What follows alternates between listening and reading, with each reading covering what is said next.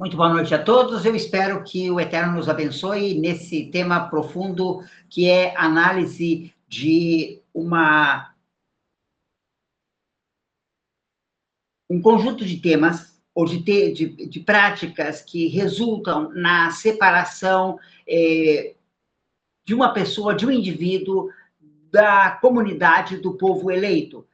Vamos iniciar para isso considerando um texto de de Paulo, que está em Romanos capítulo 11, versículos 18 ao 20.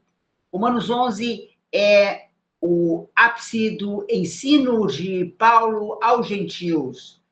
Vocês sabem que os judeus haviam sido expulsos de Roma, estavam sendo expulsos de Roma nos dias de Paulo, e mais precisamente nos dias de Cláudio, o imperador.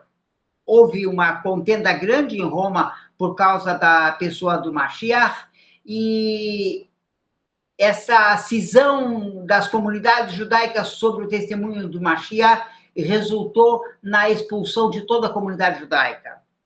Em resultado disso, os gentios do Império Romano, mais especificamente os gentios da capital, que quando diz que Cláudio expulsou os judeus de Roma, não quer dizer que ele os baniu do Império, até porque uma das províncias de Roma era a Judéia, e ela era habitada por mais de 90% de população judaica.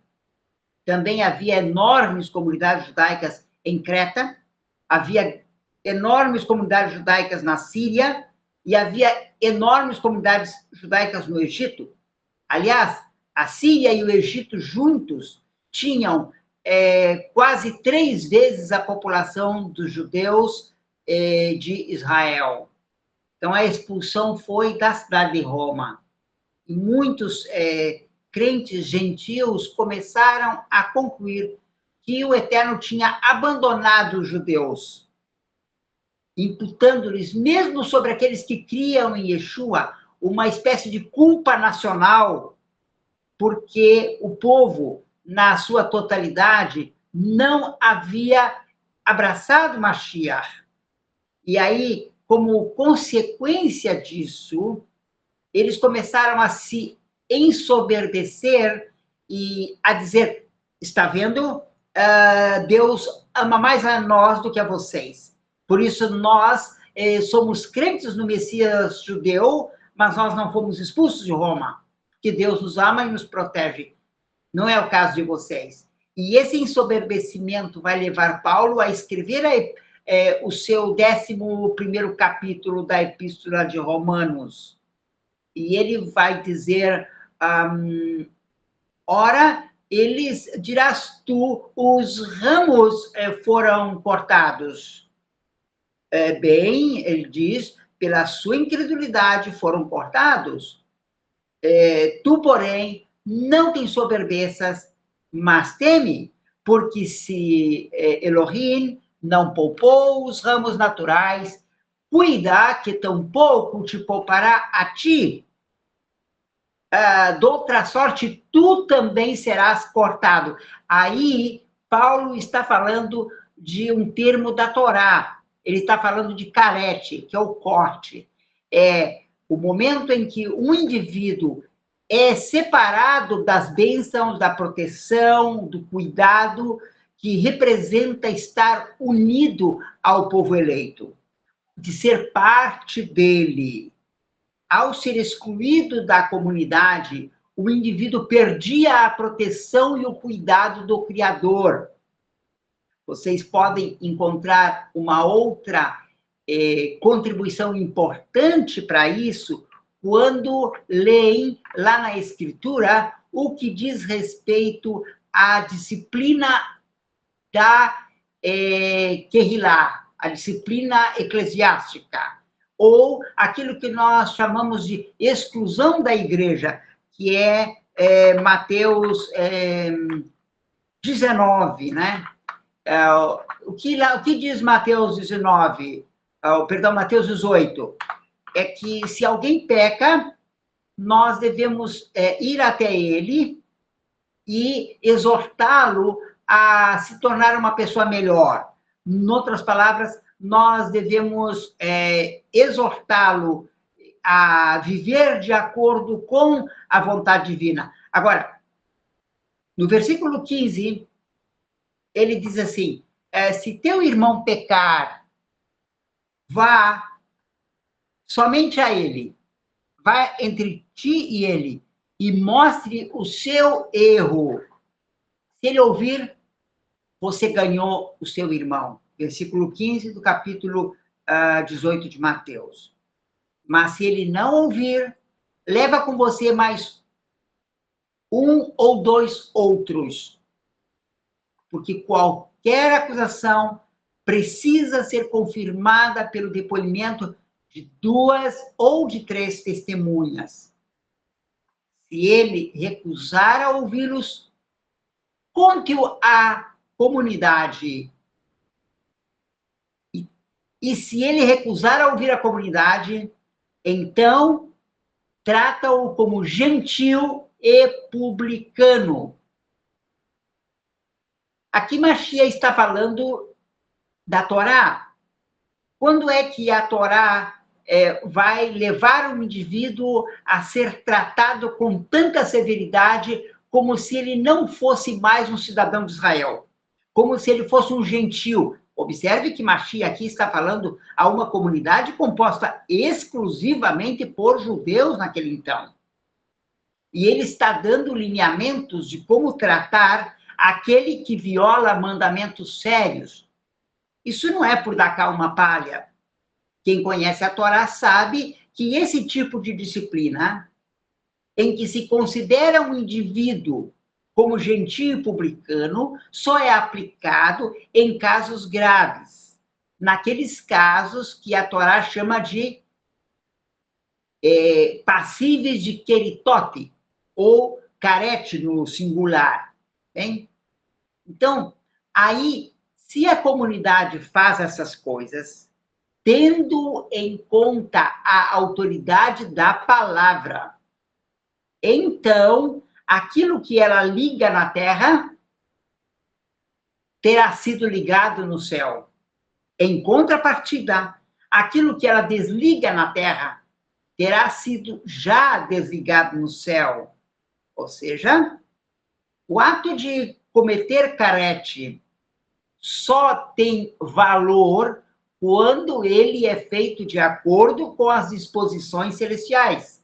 Ou seja, quando ele atende às regras discricionárias presentes na Torá. Ok.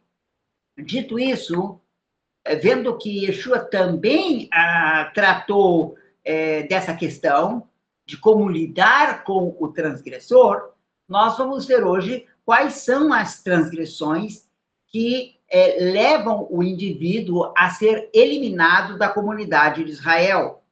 Agora, por que isso é importante?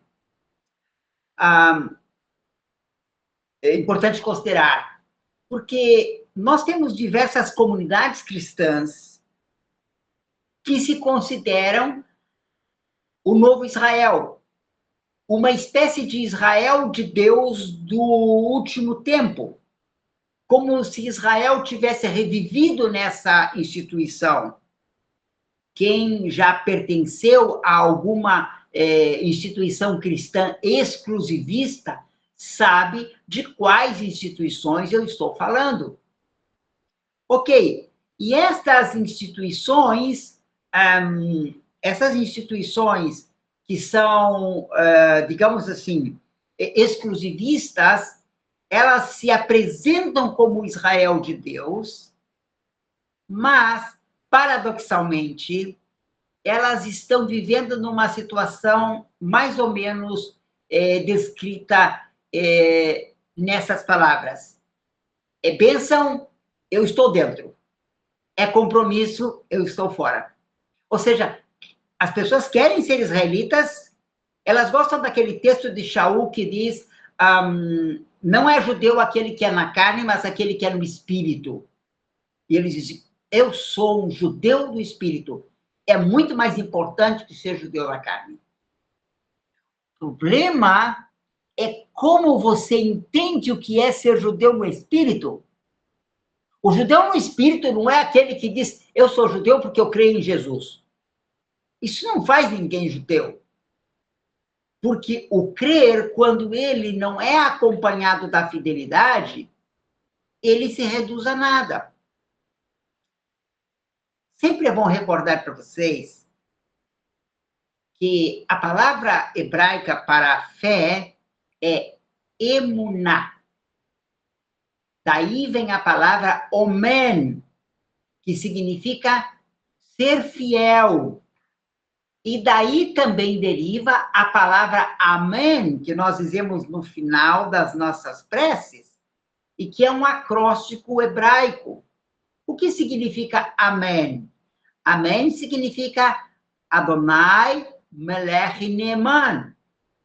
É o acróstico, né? Você toma o Aleph, depois você toma o Men, Aleph para Adonai, o Men para Melech, para rei, e o N para Neeman, fiel. O Eterno é rei e ele é fiel. É isso que nós dizemos quando termina uma oração. Na nossa língua, nós temos o entendimento que quando nós dizemos amém, nós estamos dizendo assim, seja feito assim. Mas no hebraico não é bem isso que nós estamos dizendo. Nós estamos dizendo que ele é rei e ele é fiel. Nem sempre, amados, o que nós pedimos é o melhor para nós. Nem sempre nós sabemos o que estamos pedindo. E, consequentemente, nem sempre tudo o que nós pedimos, nós recebemos. Num ato de fé, nós dizemos, ele é rei e ele é fiel. Quer dizer, ele fará segundo a sua vontade.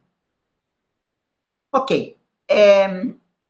Então, dizer-se que é israelita, mas não viver como israelita, é uma aberração. Ora, nós estamos contestando o fato de que alguns judeus não são, de fato, considerados pelo Eterno como judeus, quando eles são apenas na carne.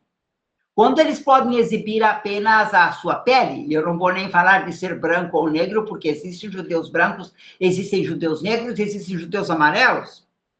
A comunidade falache da Etiópia, a maioria hoje vive em Israel, mas ainda há na Etiópia os chamados Beta Israel, que são judeus negros etíopes que são cristãos, e que por isso não são reconhecidos pela comunidade judaica, mas muitos estão sendo trazidos a Israel por razões humanitárias, porque apesar de serem cristãos, eles se identificam como judeus.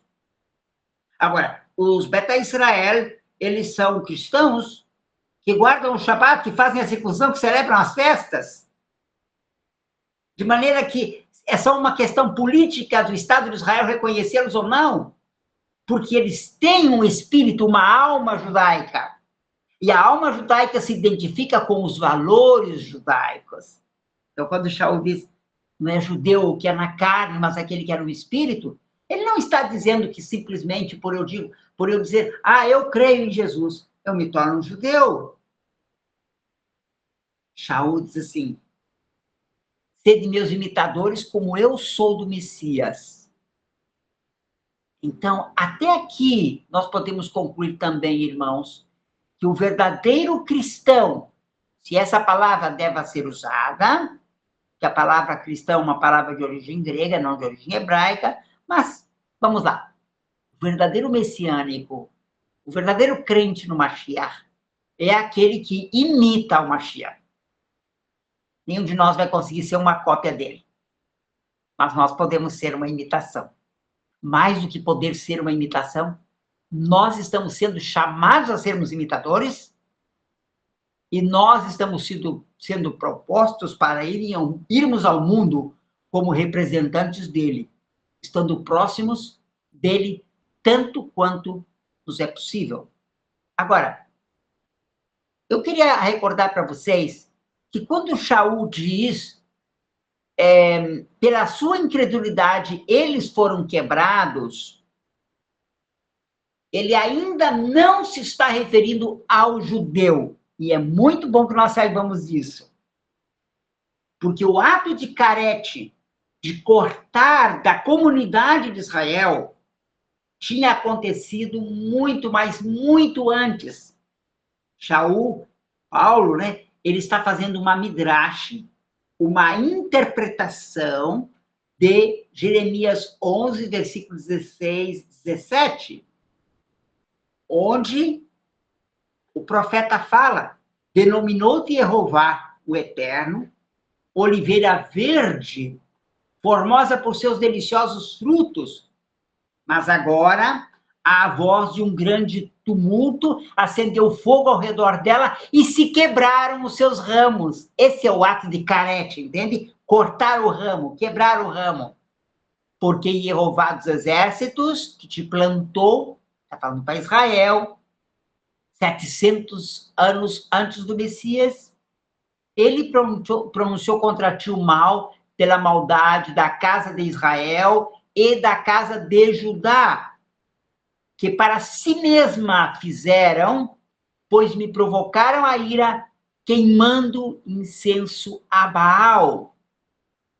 Qual é o pecado que leva Israel ao exílio? O pecado sobre todos os outros é o pecado da idolatria. Espiritualmente falando, a idolatria tem o mesmo efeito que a relação sexual ilícita cometida por um dos cônjuges. Desde logo, a relação só é ilícita quando se fala de cônjuges, quando é feito com outra pessoa, que não é o parceiro ou a parceira. Em outras palavras, a idolatria se constitui em adultério espiritual.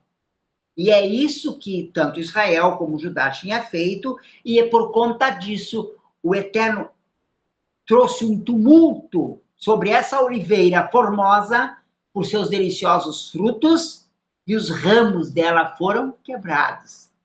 Observem que não é a árvore que é destruída, mas que os ramos foram quebrados. Em Romanos 11, Paulo vai tratar disso ao falar: dirás, pois, alguns ramos foram quebrados, para que eu fosse inserido no meio deles. Está bem, ele diz.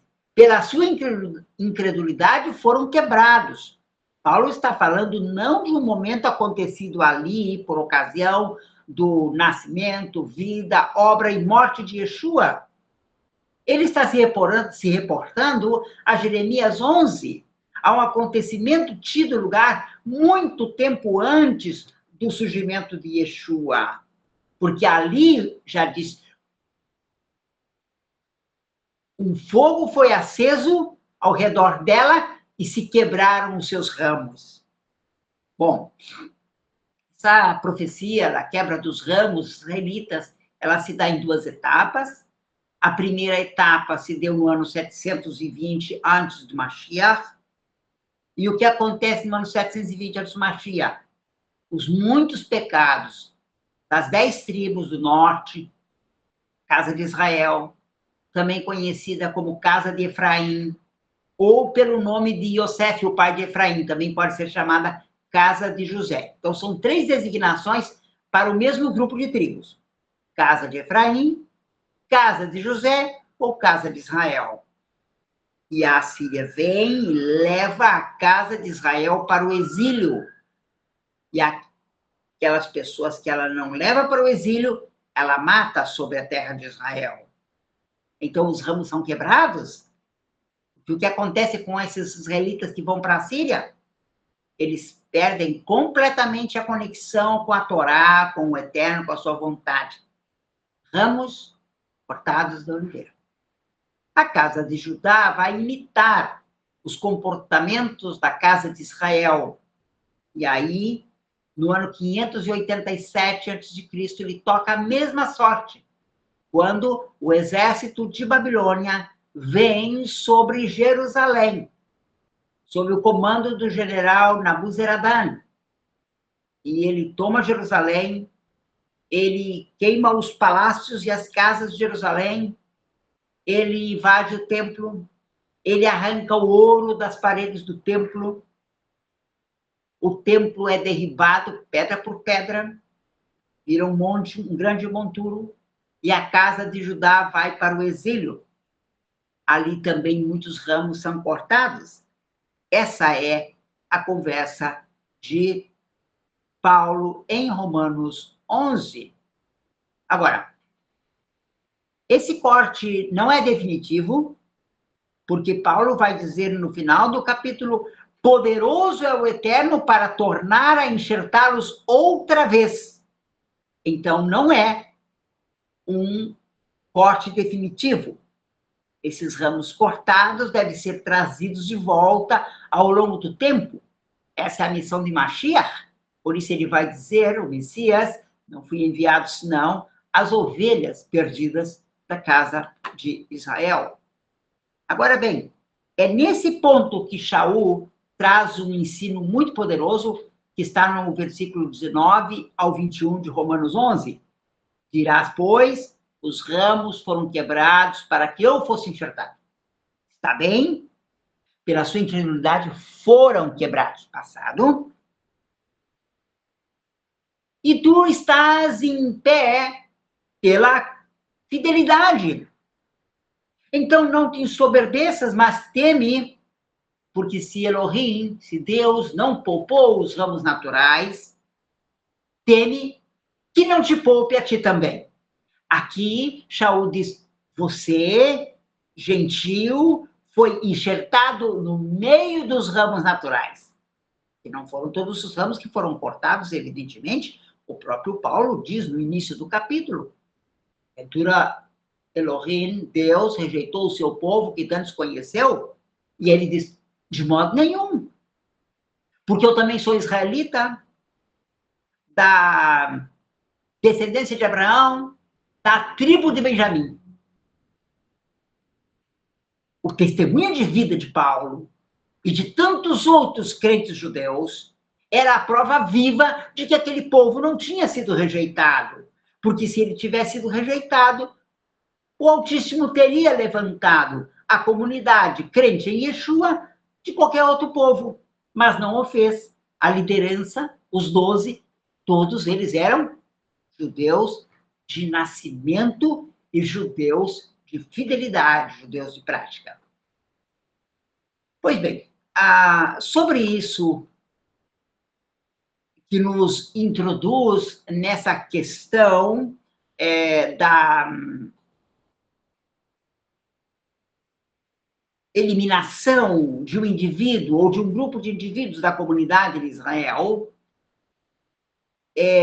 Paulo faz lembrar que a queda deles é a riqueza do mundo. Olha em que sentido a queda deles é a riqueza do mundo. É que o Eterno, quando fez um pacto com Abraão, ele disse, em ti serão abençoadas todas as nações da terra. Quando a descendência de Abraão caiu em muitos pecados e foi levado ao exílio, ela começou a se misturar com todos os povos da terra. Há uns irmãos que acreditam que Abraão era negro. Eu não vou entrar nessa disputa, porque esse elemento da seara não é importante para mim, se ele era branco ou negro. O que eu sei é que hoje os descendentes de Abraão têm as mais diversas raças, ou cores, perdão. Por quê? Porque se misturou com todas as tribos da terra.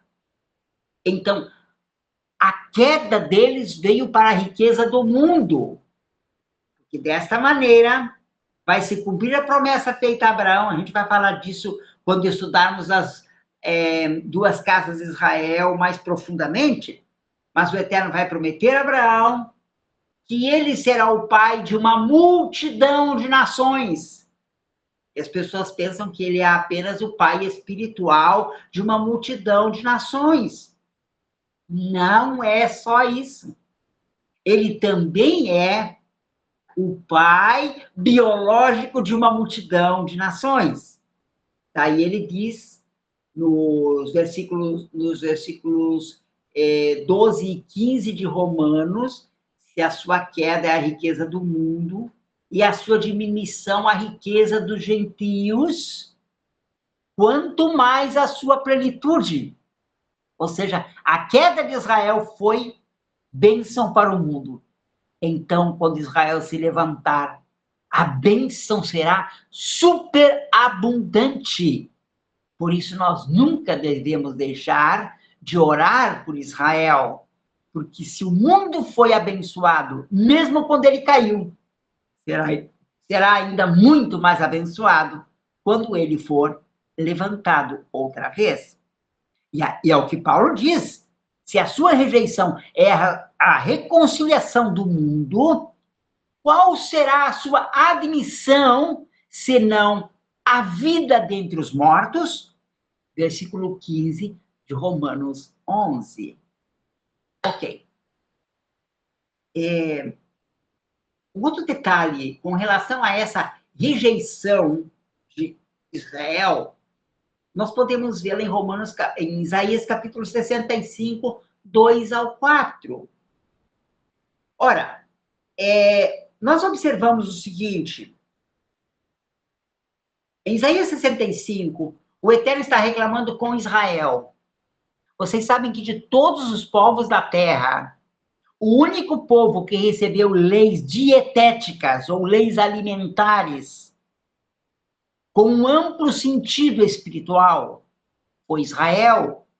Essas leis alimentares que têm um valor espiritual permanente e tremendo sobre a vida de quem os observa, estão descritas lá em Levítico capítulo 11. E há mais alguns outros detalhes em Deuteronômio, ou mesmo em Números com relação a essa questão alimentar.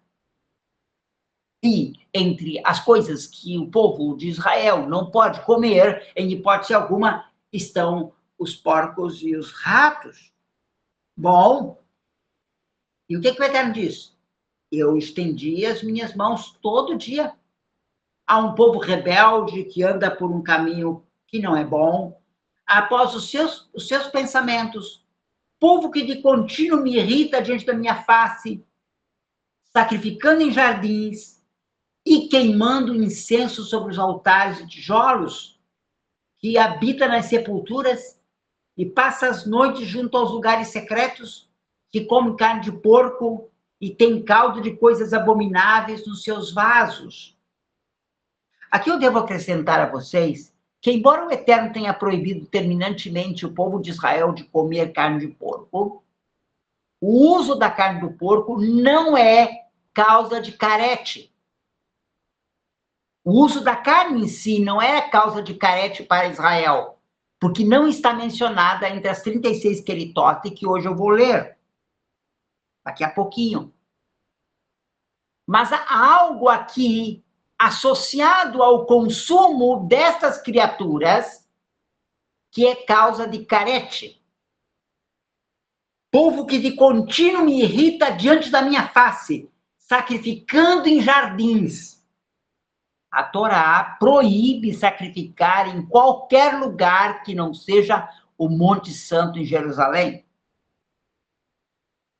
E sacrificar fora de Jerusalém é causa de carete, de eliminação do meio do povo. Mas eles foram além.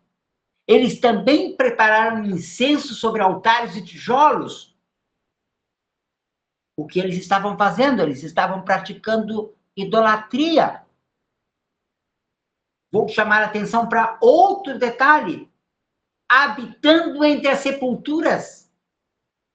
Os pagãos iam à sepultura para invocar os espíritos dos mortos. E o povo de Israel estava praticando a quiromancia, que é a invocação dos mortos. Para isso, eles iam aos cemitérios. E por que eles comiam a carne de porco? Porque através desta comida, eles procuravam a conexão com aqueles espíritos.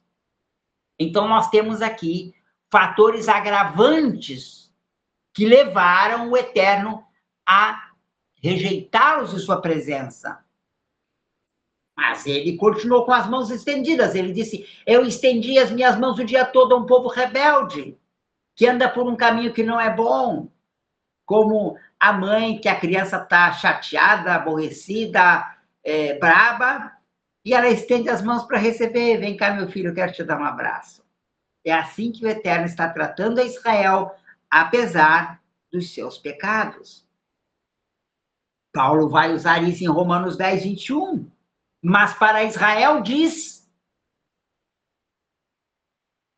todo dia estendi as minhas mãos a um povo rebelde e contradizente.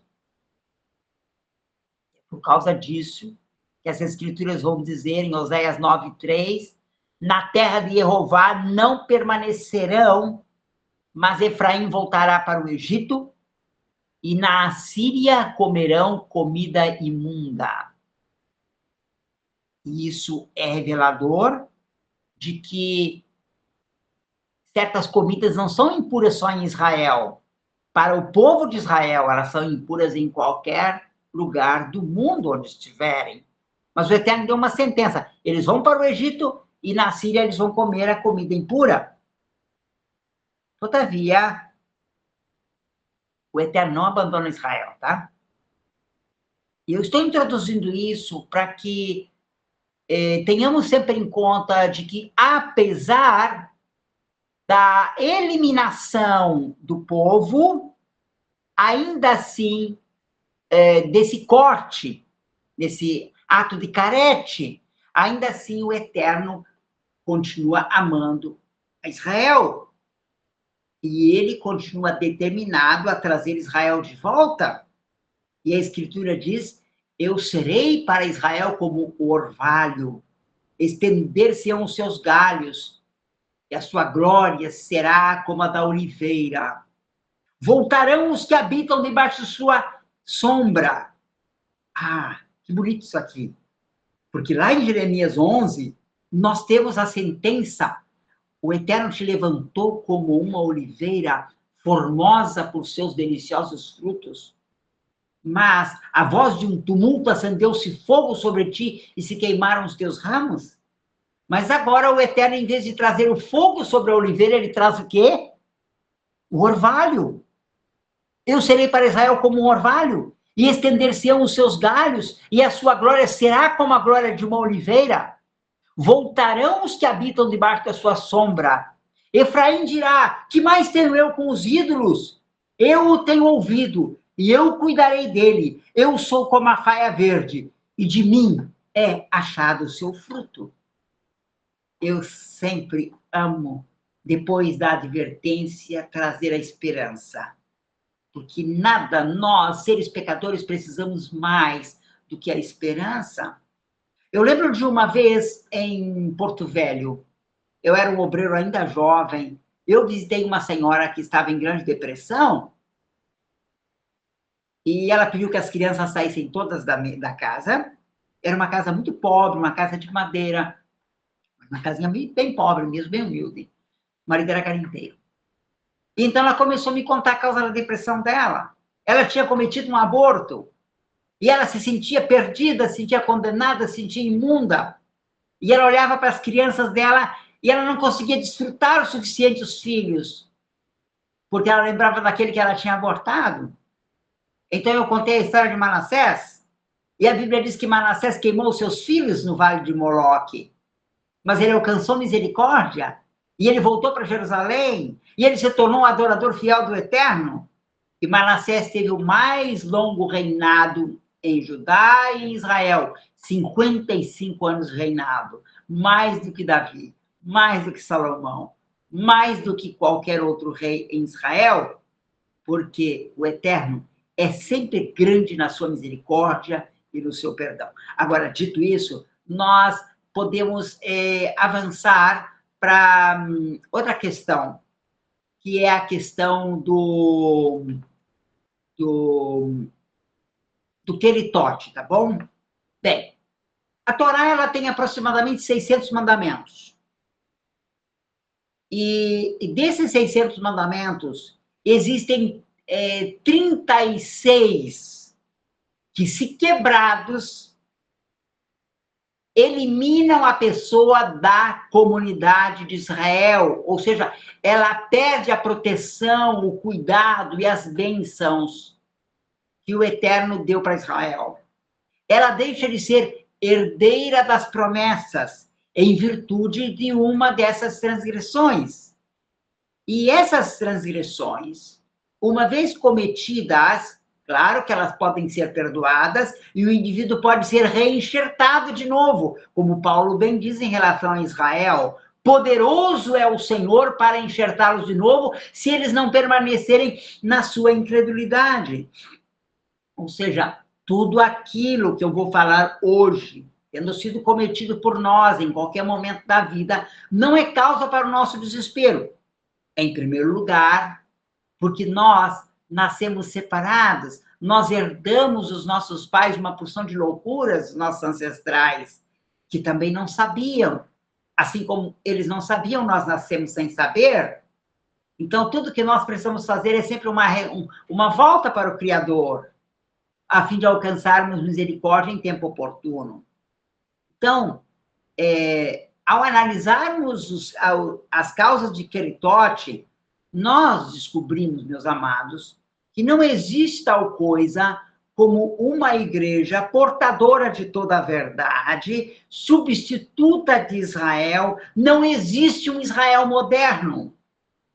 Existe um Israel moderno no sentido do Estado moderno de Israel. Só nesse sentido, mas não no sentido espiritual da coisa. Porque eu não posso ser Israel na hora da bênção e gentil na hora do compromisso, que é o que normalmente acontece. Por exemplo, quando se lê Deuteronômio capítulo 28, as comunidades, organizações que pregam a teologia da prosperidade gostam muito de Deuteronômio 28. Se tu fores fiel, virão essas bênçãos sobre ti, te alcançarão, bendito serás no campo, na cidade, bendito o fruto da tua amassadeira, bendito a tua amassadeira, bendito o fruto do teu ventre, benditas as crias das tuas vacas e das tuas ovelhas, bendito serás na cidade, bendito serás no campo. Mas eles não leem as condições para que todas essas bênçãos venham. No máximo, eles falam de dízimos e ofertas.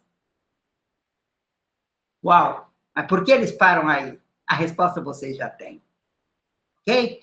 Então, sintonizar-se com Israel significa sintonizar-se com a vontade divina revelada a Israel e com o evitar, especialmente aqueles pecados que demandam um ato de carete, de extirpar, de cortar, como o agricultor poda o ramo de uma oliveira, ou de uma videira, como seja o caso de qualquer árvore. Bem, a questão é que a Torá continua sendo santa, o mandamento continua santo, justo e bom. Então, o sentido exato de carete, vamos a ele agora, cujo plural é queritote, eliminação ou extirpações, não é dado na Torá. Pelo que isso é objeto de debate há muito tempo. Mas se sabe que carete significa eliminar do meio do povo. No geral, existem regras para que alguém seja considerado querate ou cortado da comunidade de Israel. E, por conseguinte, que ele não seja parte do povo de Elohim. Vamos lá. Uma das causas de querate ou carete é que um homem case com a sua irmã, filha do seu pai ou filha de sua mãe. Agora imagine um pai aventureiro que andou viajando por aí e deixou um filho noutra tribo de Israel e não contou para ninguém. E aí, esse filho, mais tarde, entra nas proximidades da casa do pai, se apaixona por uma moça, o pai não está mais vivo e ele não está capacitado a dizer, não te meta com essa moça. Pelo amor de Deus, não faça isso. E eles se casam.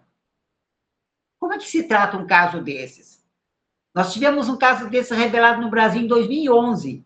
No dia 16 de janeiro, o casal Alexander e Michele foram ao programa do Ratinho e tinham feito um exame de DNA. E eles descobriram que eram irmãos ali naquele exame.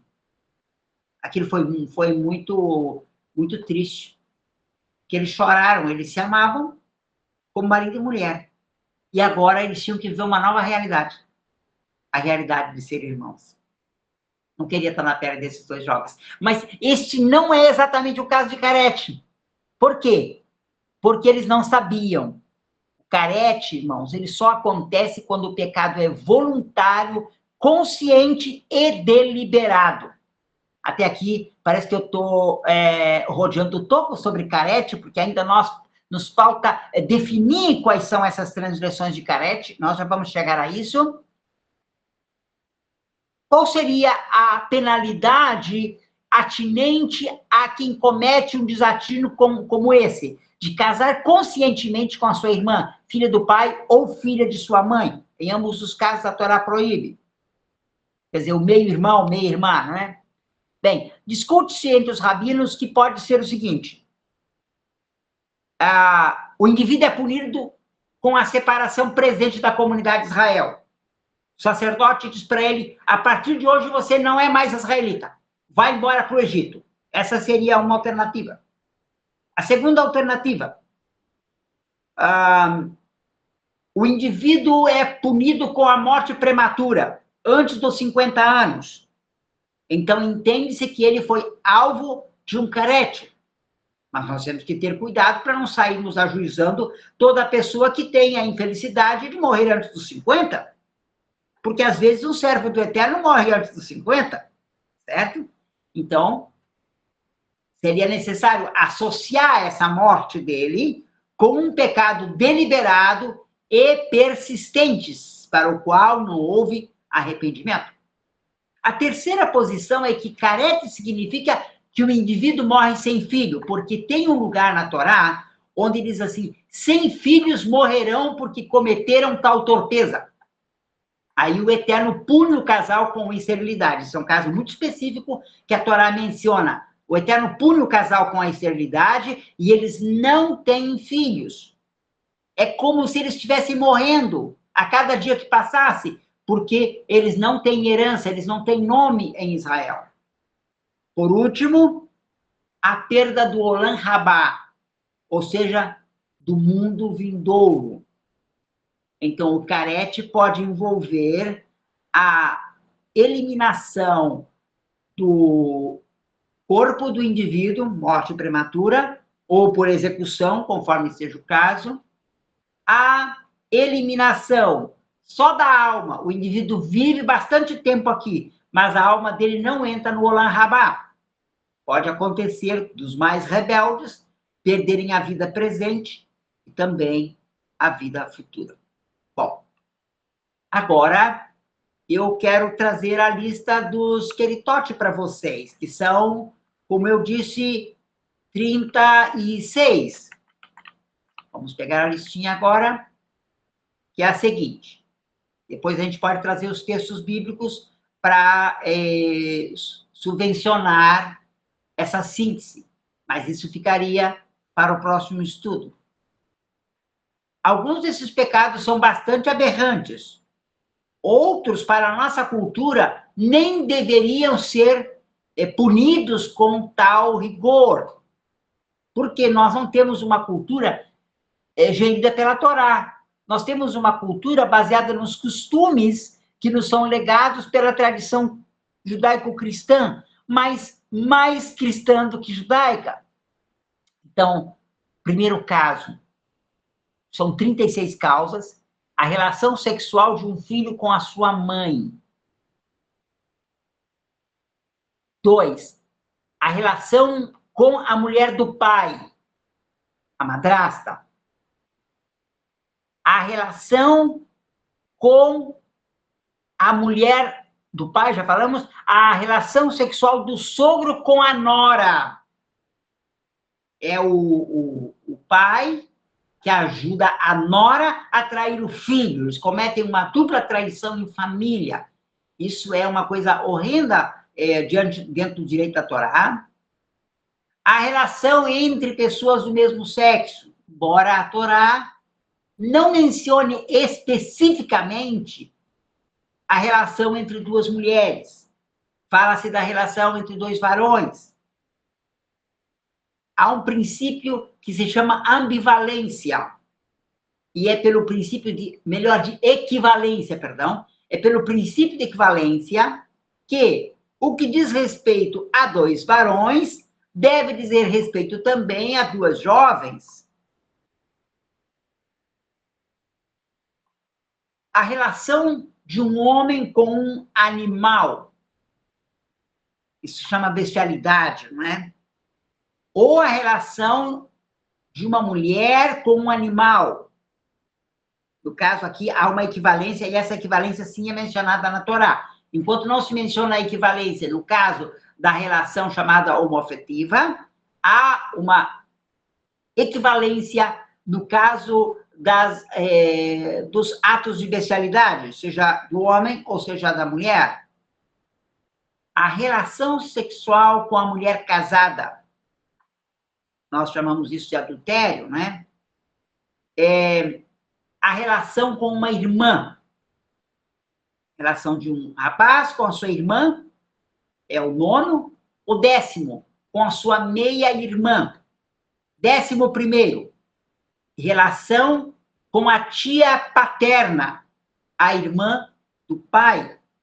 12, relação com a tia materna, a irmã da mãe. Relação com a cunhada, irmã da esposa, também é proibido. A relação com o irmão da mulher, agora já estamos falando de uma relação homoafetiva, cunhado, está proibido. Relação com a irmã da mulher do pai, irmã da mulher do pai, não é tia biológica, é a chamada tia por afinidade, mas isso também está proibido, porque também viola um pacto matrimonial. Se ela é mulher de alguém, não é? Em princípio, isso já se constitui adultério, mas é um adultério agravado. É, digamos assim, como o homicídio, existe o culposo e o doloso, né? O doloso é mais intenso, é aquele que houve a intenção de matar. O culposo é o homicídio sem intenção. Então, nós temos aqui adultérios com graduação de intensidade. E agora eu vou falar de uma coisa comum na nossa cultura, ou não tão comum, mas tolerável.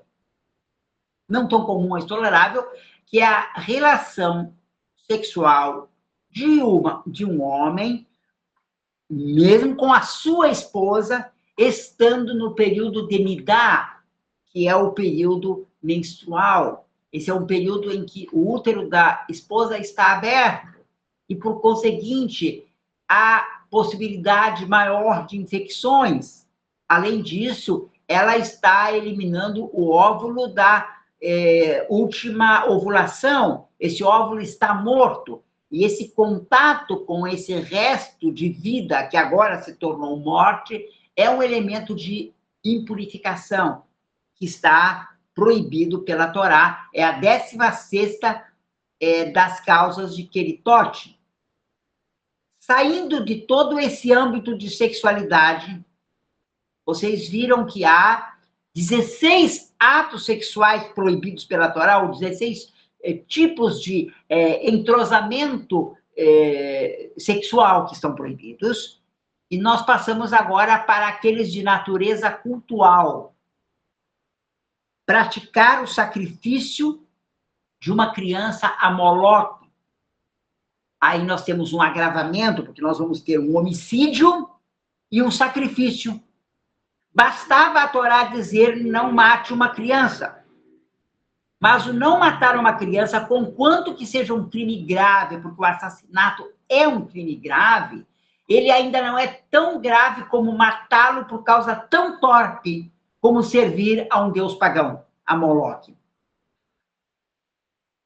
Então, estamos no 17º, que é o sacrifício a Moloque. Vamos ao 18º, também aqui de natureza de idolatria. É aquilo que os judeus chamam de avod zará. No judaísmo ou no hebraico, não existe uma palavra para idolatria. A palavra é avod. Ela pode ser avod kadosh, quando você está servindo ao Eterno. E ela pode ser avod zará, quando você está servindo ao maligno. Em todos os casos é serviço, é culto. Mas o culto pode ser de idolatria. E aqui, esse tipo de de prática envolve os atos de idolatria. 18º, cometer blasfêmia contra o Criador. A Igreja Católica, durante o período inquisitorial, ela executou aquelas pessoas que foram acusadas de blasfêmia. A Torá, ela faz com que essas pessoas acusadas de blasfêmia recebam a pena de carete, ou seja, de eliminação da comunidade. Como eu já disse, não necessariamente uma eliminação física. Por exemplo, nós falamos aqui de tantas transgressões de ordem sexual. Muitas vezes esses pecados são cometidos debaixo de 7 capas da tenda. Ninguém vê isso, mas o Eterno está vendo. E se o indivíduo não se arrepende, então ele será banido da comunidade. Ou seja, o Eterno vai borrá-lo da história. Ele pode ainda se arrepender, que o pecado foi cometido secretamente. Ele tem até o Yom Kippur para fazer o arrependimento e reconciliar-se com o Criador e buscar o perdão. Agora, o 19º, praticar a idolatria. Confeccionar um ídolo, vender um ídolo, prestar culto a um ídolo. Toda a prática de idolatria. O 20º, a comunicação com os mortos através de médium, que é a mediunidade. A mediunidade é o indivíduo que propicia esses encontros, o necromante, né? Mas esse pecado é imputado também sobre o indivíduo que vai consultar os mortos. Às vezes a família está desesperada, e eu posso entender essa situação. Parte um filho num acidente, a família está naquela angústia, então vai ao médium, e esse médium escreve uma carta, e a família lê a carta, e a letra parece a do filho, ou da filha, e eles encontram um grande consolo. Alguns pecados podem trazer consolo, mas não são atrativos ao coração do Criador. O que nós temos que considerar o que eu estou fazendo vai trazer satisfação a mim ou vai trazer satisfação àquele a quem eu sirvo, que é o Criador. Bom, saindo da área da idolatria, nós vamos para a área da profanação. E aí nós temos a profanação do Shabat. 21º, a comer comida do sacrifício quando se está ritualmente impuro. É um tipo de transgressão que não pode ser realizada hoje. Por quê? Porque nós não temos tempo, não temos sacrifício. Então, vamos dizer que esse mandamento está suspenso. Entrar no templo em estado de impureza ritual. Vale o mesmo que eu disse para o pecado de número 22, ou que era o carete 22, que é comer o sacrifício estando impuro. Não dá para fazer uma coisa, também não dá para entrar no templo.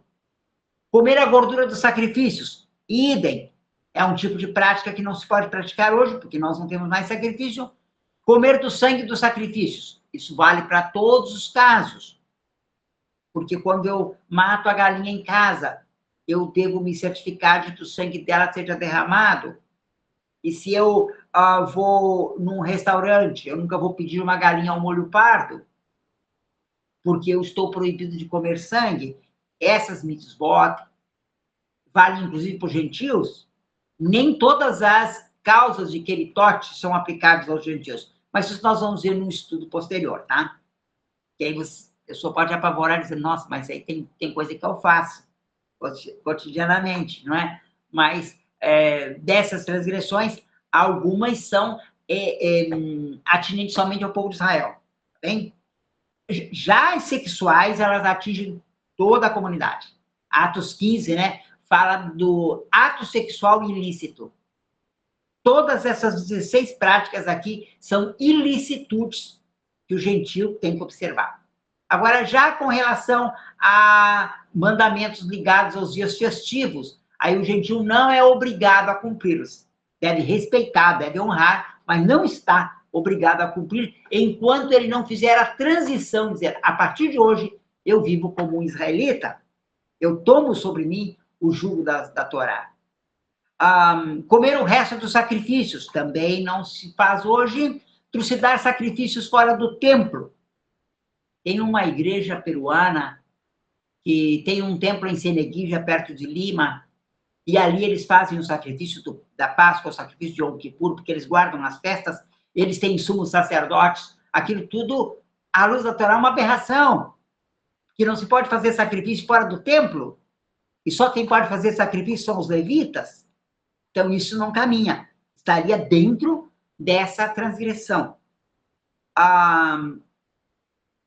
Comer pão fermentado durante o Pêssar, ou a Páscoa, são 7 dias em que a gente tira o fermento das nossas casas e a gente só come pão sem fermento. É recomendável que o gentil faça isso também. Ele não é obrigado, tá? Mas é recomendável, porque aí ele passa a integrar a história da comunidade de Israel. Ele se funde a Israel como o ramo do zambujeiro na oliveira. Vocês me perdoem, está um pouco extenso, mas nós já estamos concluindo. Ok? Trabalhar no dia da expiação, Yom Kippur, que é o dia de repouso, é o dia de santificação, é o dia de afligir a alma, de reconhecer que somos pecadores e agradecermos pelo perdão de Deus. É um dia anual de jejum. Tá? Ungir-se com óleo exclusivo do templo, hoje não tem templo, portanto não tem esse óleo, passamos adiante. Transgredir a lei da ordenança do Pêssar, também não funciona hoje, que seria a obrigação de comer o cordeiro de Pêssar. Nós estamos longe de Israel, estamos longe do templo, o templo está destruído, então seria impossível cometermos essa transgressão hoje. E a última, violar a lei da circuncisão, ou seja, não circuncidar um menino ao 8º dia. Tem a questão, e nós, descendentes ou não de Israel, que nascemos, chegamos ao 8º dia, estou falando dos varões, porque a mulher não tem nenhum problema com isso, esse mandamento não diz respeito às mulheres, diz respeito só aos varões. Então, como fica a nossa situação? À medida que nós vamos retornando, o Eterno vai falando ao nosso coração, e o dia que ele disser para você circuncidar, você vai e faz a circuncisão tardiamente, assim como Abraão também fez, quando tinha 86 anos de idade. Era a idade de Abraão quando fez a circuncisão. O Eterno fez aliança com ele aos 75 anos e ele só foi fazer a circuncisão 11 anos mais tarde. Tá? Então, isso é a fidelidade de Abraão. E ao trazer o caso de Abraão para vocês, eu quero fechar com chave de ouro, lembrando o seguinte: nós não somos salvos pelo que fazemos. Nós não somos justificados pelo que nós fazemos, nem pelo nosso comportamento. Quando Abraão foi justificado e salvo pelo Eterno, ele ainda não tinha feito a circuncisão. Muito tempo mais tarde, o Eterno chamou ele, ele fez a brite. Ou seja, o crente é chamado para uma vida de fidelidade. O Eterno abençoe a todos vocês.